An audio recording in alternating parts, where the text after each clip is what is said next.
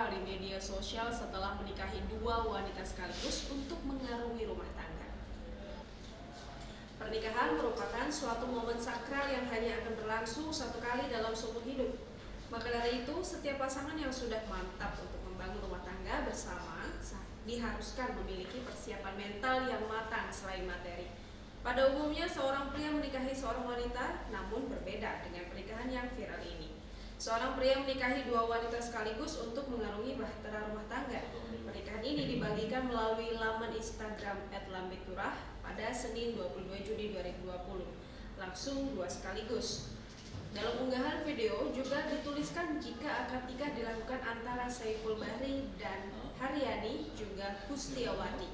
Terlihat di dalam video seorang pria bernama Saiful tersebut mengucapkan ijab kabul dua kali untuk masing-masing wanita yang disuntingnya.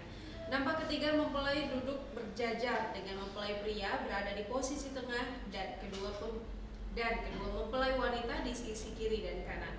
Para undangan termasuk mempelai pengantin menggunakan masker karena mengikuti protokol kesehatan saat menggelar pernikahan saat pandemi corona.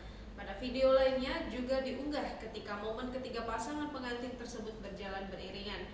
Masih sama, posisi pengantin pria berada di tengah dengan kedua wanita di sisinya. Mempelai wanita sebelah kanan dari pria terlihat mengenakan gaun pengantin berwarna keemasan, sementara pengantin wanita yang di sebelah kiri pria mengenakan busana serba putih.